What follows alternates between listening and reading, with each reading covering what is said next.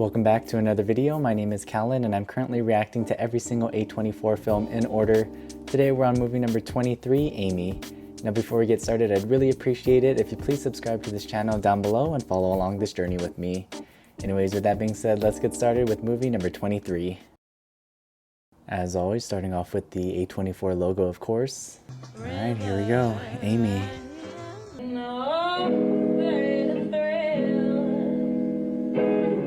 She has such a unique voice.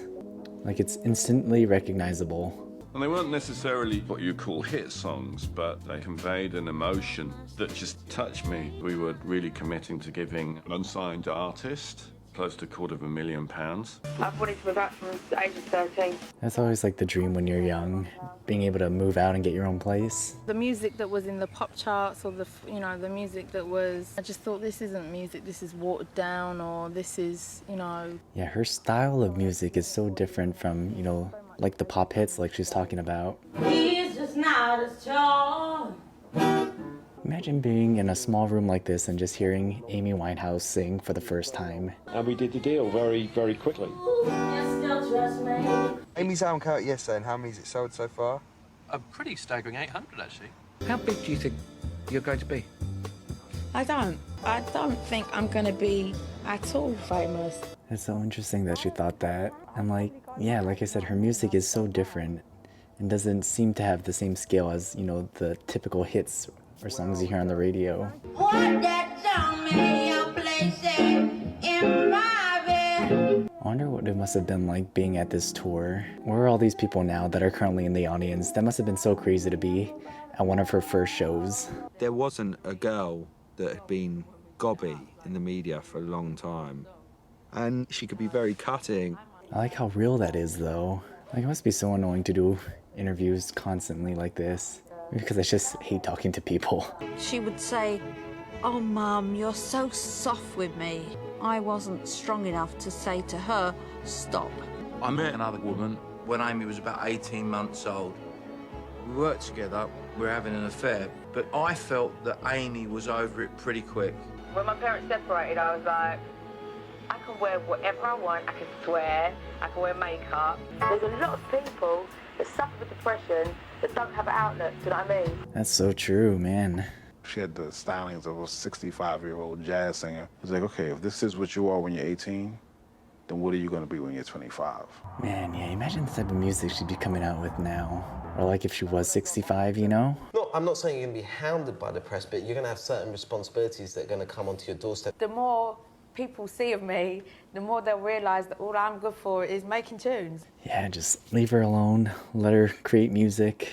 Don't bother her. When she went to Camden, it was very exciting because it was her first property that she'd bought and we were all really happy. But when she went to Camden, things started changing.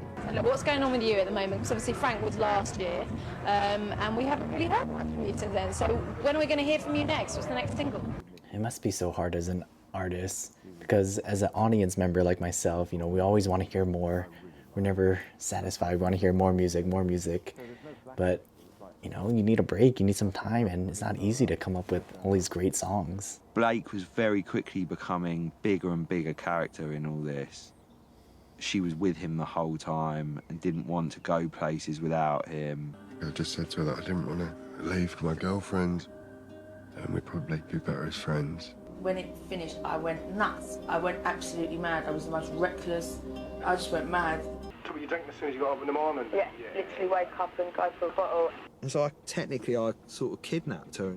And I thought, I'm driving you to the middle of nowhere and we're going to sit there until you acknowledge what's going on. That's a really good friend, like removing her from her situation. She agreed to go to rehab. She was like, I don't want to talk about it. I'll go if my dad thinks I should go. I said to the managers, she doesn't need to go to rehab, she's fine. They were so close. I think that was a moment we lost a very key opportunity. Yeah. From back to back might have never happened, but she'd have had a chance to have been dealt with by professionals. That is so true.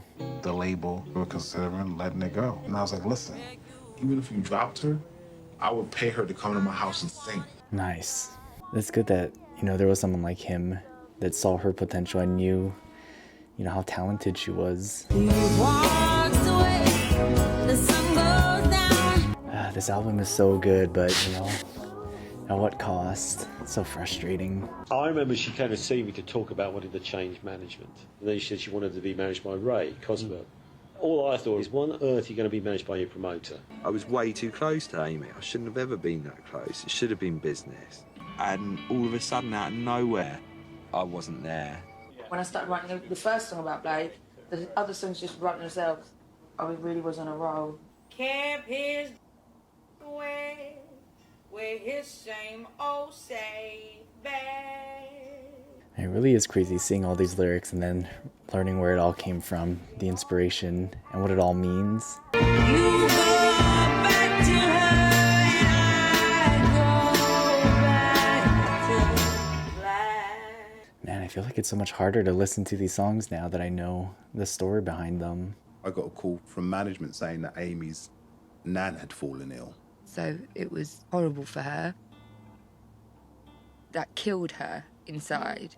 Amy had ordered this massive plate of food. She took me to the women's toilets and Amy had thrown everything up. And that's when I kind of realised that something serious was wrong. I ain't got the time, and if my daddy thinks I'm fine. The song is so good, but then hearing that lyric of "my daddy thinks I'm fine," so frustrating. Rehab was the pivotal song. It was the song that gets her into a particular place.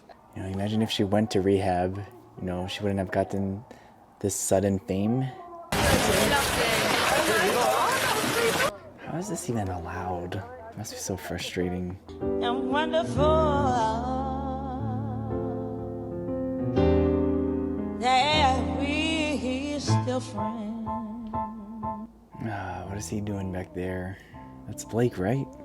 Kate, this is Blake, my fiance. Fiance, oh boy. After he came back from America, married, that was the first time Amy tried crack cocaine and heroin, and it just got a grip of both of us really quickly from then. I got a phone call from Blake freaking out with the amount of cocaine, heroin, alcohol and crack cocaine in her blood system. We're amazed she's not in a coma. We had Mitchell in a hotel room with us, begging him, please do something. What am I going to do? She's got to go on tour. So frustrating. In helping promote the album and get the shows on the road, I've kind of done what I'm supposed to do. These two, man. They came back from OC Island and had a suite at the hotel, and they binged. This was the moment police arrested and handcuffed Blake Fielder Civil on suspicion of attempting to pervert the course of justice. When he went to jail, she spiraled downward very quickly. We had the Grammys coming up. I said, you need to be clean. If you're not clean, you're not doing anything. And God bless her, she did. Please welcome two Grammy favorites, Natalie Cole and Tony Bennett. So, Tony Bennett. That's like her idol. Irreplaceable, Beyonce, Umbrella, Rihanna featuring Jay-Z. All incredible records, man. And the Grammy goes to Amy Winehouse. Having her idol Tony Bennett say that she's won. And it's great because she was clean at this moment. So she could like fully take it all in. She grabbed me, pulled me up on stage and took me off the stage. She went, Jules, this is so boring without drugs. Man. And I felt really, really, really sad for her. I was called out to do security for her. The security that she had, it just could not handle the whole paparazzi situation. She decided that St. Lucia was a place that she really liked, and she invited me to go. You know, as soon as she went to St. Lucia, there was no more crack cocaine. But give her a free bar, of course she's gonna drink. She's like, yo, why is he bringing another camera crew to St. Lucia? Dad, you want money? I'll give you the money. Like I said, her father is so frustrating. She just wanted her dad. And he didn't just come by himself. He came with cameras and audio guys. Everybody just said, oh, I don't know how you're going to handle her. What do you want to be? To sing with one of my idols. Oh, no. And have it filmed. This is an incredible moment. And great of Tony Bennett to ask her to come sing with him. There were some very serious things that were being spotted. It was the cumulative effect of drinking and bulimia. And there was all of these different pressures. She had to keep performing Back to Black. She didn't want to do that. That's also where you feel, bad as an audience member. We want to hear the hits from the earlier albums. She just wouldn't sing. It was the first time ever that had happened. It felt like the end. It was someone who just really didn't care anymore. Why do they keep putting her on the stage? Because surely her managers know she has a problem. It's true. She rang me up and I looked at the phone and I thought, oh my God. And it was my Amy, completely normal. And all she kept saying was, and she'd never done this before, she just kept saying sorry. She just kept going, can I see you? Will Lauren speak to me? Can we start again? I was like, of course we can. We're always here. You know we are. We've been waiting for you to talk to us. She just looked like she was sleeping. It's so hard to understand when she had such a positive and good conversation just the night before. Amy's blood alcohol level was 4 to 5 times higher than the drink driving limit.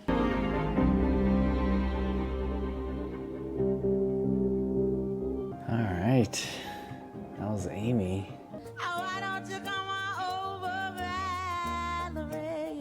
She's just so good.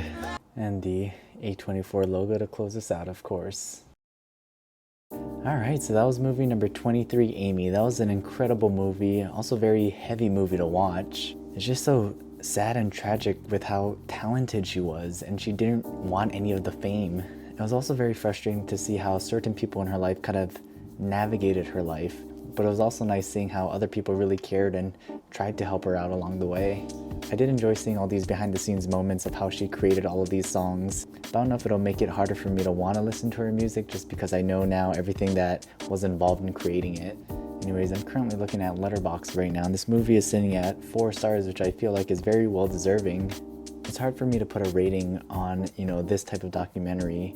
Like, I don't know what I would do to improve this movie, but I don't know if I want to give it 5 stars. Like, it's not a movie that I would ever want to rewatch again, just because of how, heavy this all was. But I do believe this movie deserves a good rating, so I might just go with the majority and give this movie 4 out of 5 stars. Ranking this movie is going to be even harder because, like I said, I don't really want to ever have to rewatch this movie again. Whereas all the other movies that I've given 4 stars to, I would totally watch again. But I don't think that makes it a worse movie. So I think I'm just going to put this somewhere in the middle. I think I'm going to put this in the number 6 spot, just below A Most Violent Year, but above The Rover. So with that being said, this is my current ranking of the first 23 A24 films. As always, let me know down in the comments what your thoughts were on this movie, what you rate it, what you rank it, and I'll see you next Thursday for the next video.